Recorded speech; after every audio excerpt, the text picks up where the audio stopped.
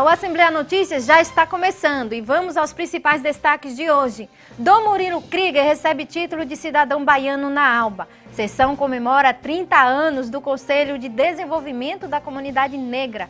Deputado Alex Lima propõe a isenção de inscrição em concursos públicos. PCdoB realiza encontro na Alba. Alimentos congelados. Saiba os cuidados na hora de consumir esses alimentos. E veja ainda as notícias do esporte com Eliseu Godoy. Agora no Assembleia Notícias.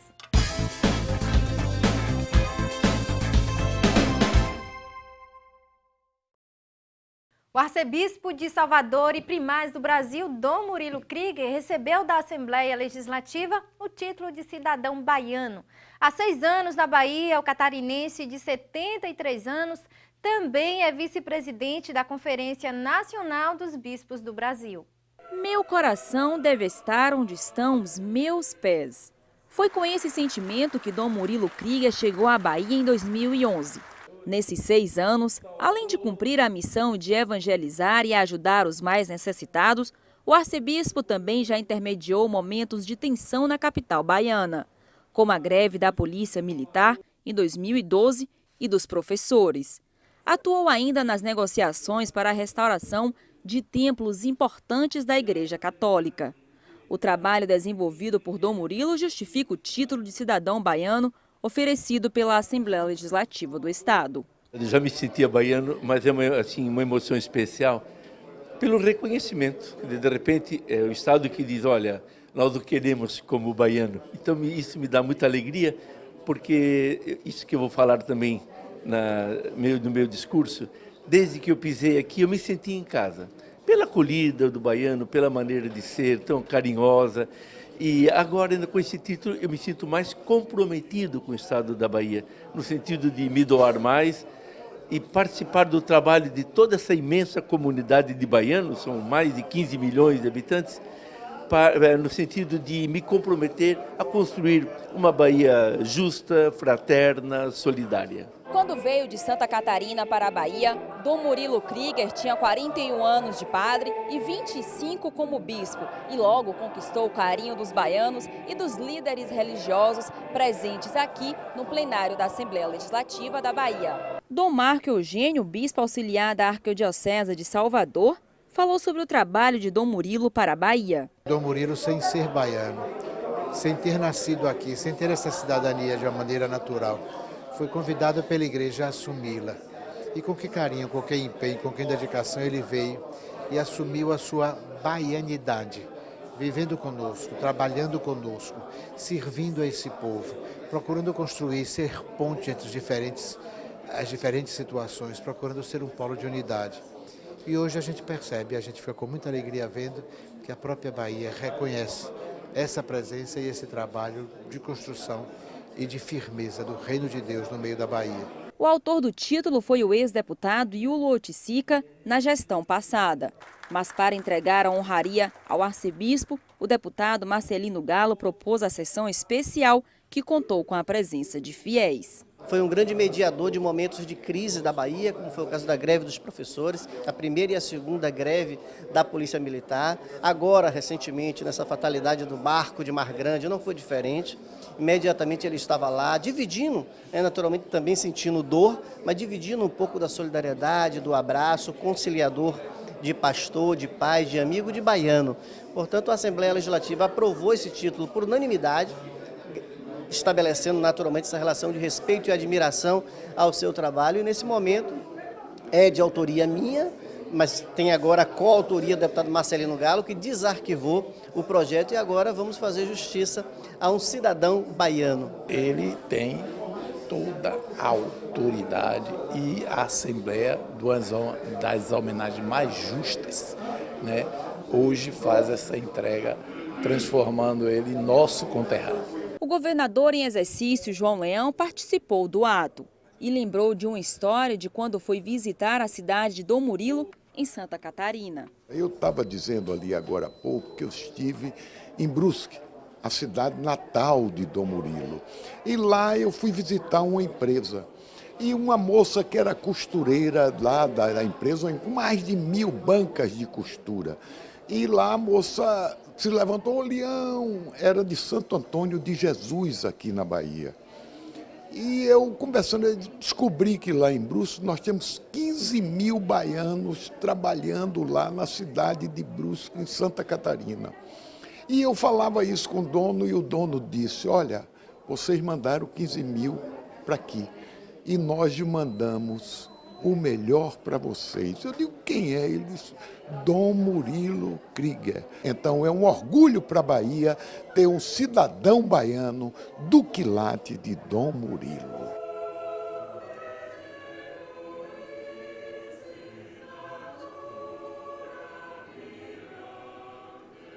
O deputado Alex Lima apresentou um projeto de lei aqui na Alba sugerindo a isenção de taxa para inscrição em concurso público no estado. De acordo com o texto, a medida deve beneficiar pessoas de baixa renda e também quem está fora do mercado de trabalho. Eu conversei com o parlamentar. Confira. Com o desemprego em alta, uma solução para quem está fora do mercado de trabalho é o concurso público. E o deputado Alex Lima resolveu dar essa ajuda para essas pessoas, que apresentou um projeto de lei, né, deputado, que isenta as pessoas de baixa renda e trabalhadores que não estejam trabalhando, que sejam isentas de pagar a taxa do concurso público. É isso mesmo? Olha, isso aí, o Brasil atinge um número de quase 14 milhões de desempregados. E o concurso público é uma das grandes alternativas para as pessoas que querem ingressar no mercado seguro, que querem estabilidade. Então, nosso projeto é justamente ajudar essas pessoas que estão desempregados ou aquelas que não têm condição do pagamento da taxa para que o Estado possa isentar a taxa de inscrição, porque muitas vezes a pessoa quer prestar, se prepara, estuda para aquele concurso público, mas não tem a condição de pagar a taxa. Então, esse é o objetivo do nosso projeto. Ele está tramitando já tem um prazo assim, para estar em alguma comissão? Ele já passou na Comissão de Constituição e Justiça com parecer favorável. A gente está aguardando agora a chegada dele em plenário. Eu espero convencer os pares da importância desse projeto, que em breve ele seja sancionado, aprovado aqui na Casa, sancionado pelo governador Rui Costa. Só para esclarecer melhor, então são pessoas desempregadas e de baixa renda, é isso, deputado? Exatamente, pessoas que estejam fora do mercado de trabalho, portanto desempregadas, e aquelas pessoas que não têm a condição econômica de pagar essa taxa, elas estariam isentas das taxas de concurso público do Estado. Para qualquer faixa etária? Para qualquer faixa etária. Ok, muito obrigada pelas informações. Eu que agradeço. Voltamos para o estúdio. Vamos fazer um intervalo? A seguir você vai saber os cuidados que se deve ter na hora de consumir alimentos congelados. É daqui a pouquinho.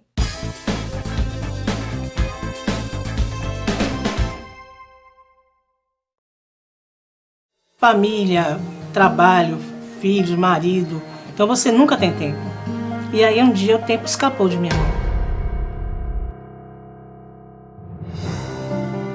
Eu perdi muito sangue. Então se não houvesse pessoas que perdessem seu tempo doando sangue, eu não estaria aqui agora conversando com você.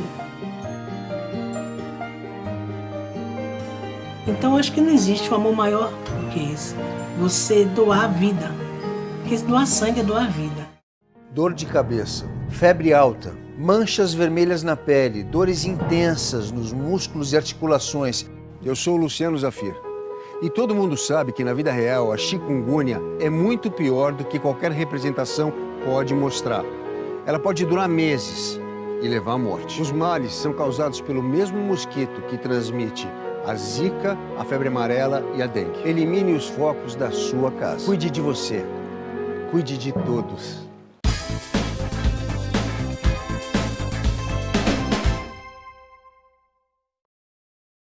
Uma audiência pública que será realizada aqui na Alba vai debater o acidente com a embarcação na travessia Mar Grande-Salvador, que vitimou 19 pessoas no dia 24 de agosto. A reunião está prevista para o dia 12 de setembro. A expectativa é que participem da audiência dirigentes da AGERBA, do Ministério Público Estadual, Capitania dos Portos, entre outros órgãos. A audiência será realizada na Comissão de Infraestrutura, Desenvolvimento Econômico e Turismo, presidida pelo deputado Ildécio Meirelles. 70% da população baiana está consumindo mais alimentos congelados. É o que revelou uma pesquisa realizada no estado. O fato preocupa especialistas, já que esses alimentos contêm substâncias que fazem mal para a saúde. Saiba os detalhes na reportagem de Maiane Nogueira. Nas prateleiras dos supermercados, eles estão por todos os lados. Os alimentos congelados estão sendo cada vez mais consumidos pela população. Por conta da correria do dia a dia, eles têm sido a opção mais rápida na hora de se alimentar. Mas será que os baianos estão preocupados com a qualidade desses produtos? Na verdade, eu sou um pouco negligente. Eu compro congelado exatamente pela praticidade. Então, eu não tenho o hábito de ler o rótulo, não. Os produtos congelados, especialmente lasanhas, pizzas, tem muito açúcar, muito sódio, muito sal, que obviamente leva a doenças aí sérias, como diabetes, hipertensão. De acordo com a pesquisa realizada pela Associação Baiana do Mercado Publicitário e a Cantar Ibope, na hora de escolher o que vai levar para casa, 67% das pessoas buscam se informar sobre os produtos antes de efetivar a compra. 42,7% consulta o valor nutricional e 36,7% considera as calorias dos alimentos que consome. Com o passar dos anos, as pessoas, principalmente a mulher, ela deixou o lar para trabalhar, né? Então, isso faz com que a gente procure, normalmente, o quê? Situações mais práticas para poder estar, na verdade, servindo. Então, o que é prático? O congelado. A mulher ela não está hoje mais dentro do lar para poder preparar o almoço, para poder preparar o jantar. Então, a praticidade tomou conta, e aumentou dessa forma justamente por causa disso. Na hora de optar por uma alimentação congelada, a melhor forma é observar o rótulo. Geralmente, os artesanais têm menos sódio e são mais saudáveis. Mesmo optando por um congelado, qual seria a melhor escolha? Bem, vamos verificar a possibilidade de um congelado mais saudável, Então, hoje a gente tem no mercado algumas marcas, que são mais saudáveis e que podem estar sendo oferecidas. Então, aqui, por exemplo, nós temos duas marcas, tá? A marca de baixo, se a gente for verificar a questão de rótulo, ele tem uma concentração maior de sódio, além de que ele tem muitos conservantes, A marca de cima trata-se de o mesmo produto, tá? Só que ele é produzido de forma artesanal. Então, ele tem uma quantidade de sódio menor, E ele é mais saudável. Mas existe uma diferença nos valores dos produtos. Esta lasanha industrializada custa R$ 9,45. Já a artesanal, mostrada pela nutricionista, custa R$ 18,90. Essa nutricionista funcional, que tem uma empresa de produtos congelados, constatou que é visível o aumento de pessoas que estão optando por esses alimentos na capital baiana. Ela falou sobre a importância de analisar os rótulos antes da compra. É muito importante porque os produtos do mercado acabam enganando muito a gente. Então, quando a gente vai ler rótulo, às vezes tem até alguns produtos com apelo de saudável, quando você vai olhar o ingrediente, a composição, a gente vê que não é.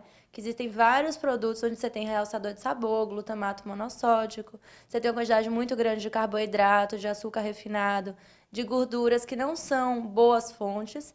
Então, é muito importante a gente ter um cuidado grande nisso e aprender a olhar rótulo, aprender a olhar ingrediente. Isso vai fazer toda a diferença na sua escolha. Vamos agora ao momento do esporte com Eliseu Godoy.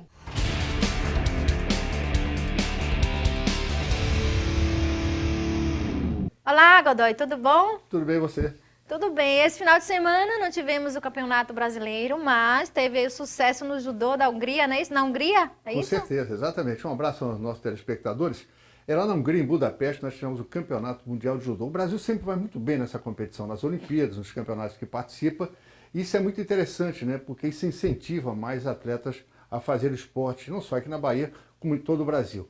O sucesso foi a Mayra Aguiar, que teve uma medalha de ouro, tivemos mais uma de prata e 2 de bronze, ou seja, o Brasil chegou em 4º lugar do Campeonato Mundial, que é uma boa posição. Japão foi o primeiro colocado, nós tivemos a França como 2º colocado e a Mongólia como 3º colocado.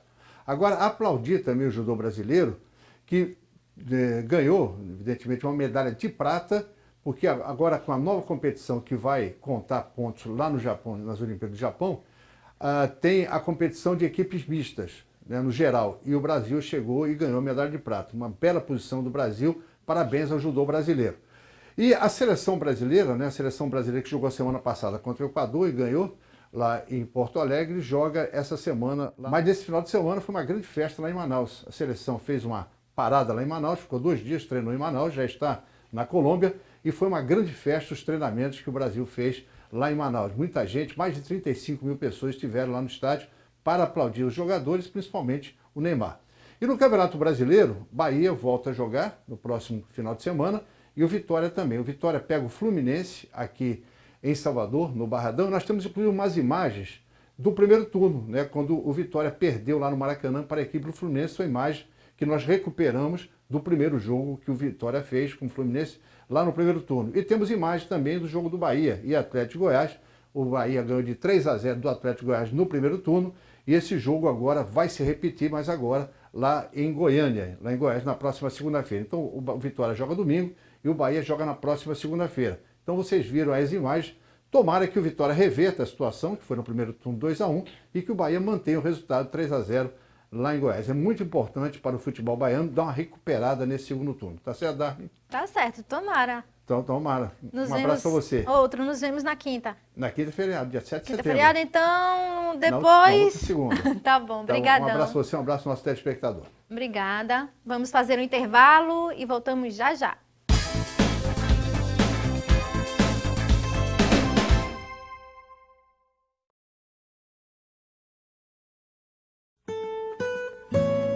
Imagine um lugar onde tempo, trabalho e principalmente amor são doados a quem precisa. Este lugar é o Grupo de Apoio à Criança com Câncer Bahia, onde muitas e muitas pessoas, com seu amor, transformam vidas e pintam todos os dias sorrisos nos rostos destas crianças. Elas precisam muito disso. Elas precisam de você. Doe 1 minuto do seu tempo.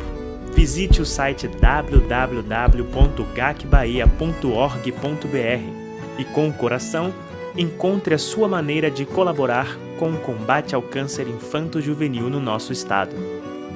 GAC Bahia. O amor realmente transforma.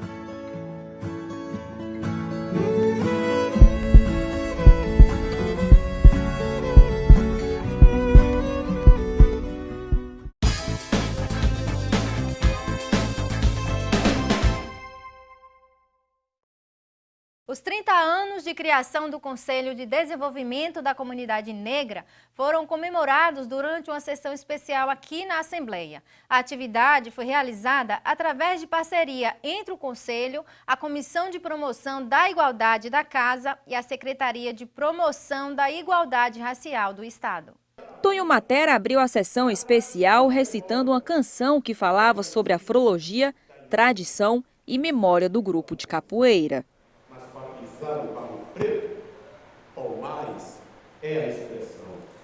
Porque todo mundo já sabe, capoeira é comunicação. O deputado Bira Coroa foi o proponente da sessão especial em comemoração aos 30 anos do CDCN, Conselho de Desenvolvimento da Comunidade Negra. Ele disse que é uma forma dos movimentos sociais negros expressarem a democracia. Nessas 3 décadas, conseguimos avançar em políticas inclusivas e afirmativas, como não fizemos em séculos passados. Então, o CDCN é uma entidade importante para a Bahia, para a afirmação da democracia. O Conselho de Desenvolvimento da Comunidade Negra é um órgão da Secretaria de Promoção da Igualdade, a CEPROME, e tem por finalidade desenvolver ações sociais, culturais, políticas e econômicas para a população negra. A atual presidente do Conselho de Desenvolvimento da Comunidade Negra é Fábia Reis.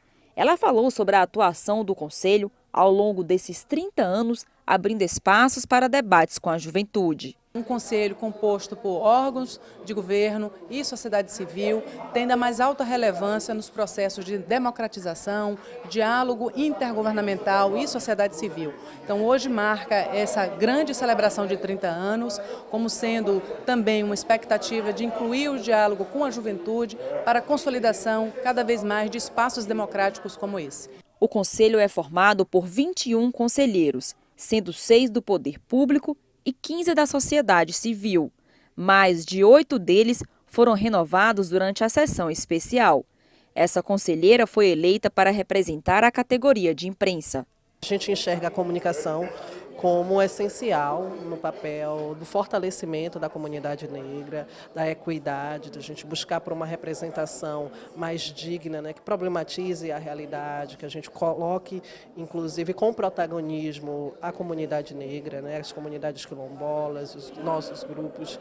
Então, a pauta ela vai estar sempre colocada para que a gente dialogue com os meios de comunicação, né, que são também corresponsáveis por essa visibilidade.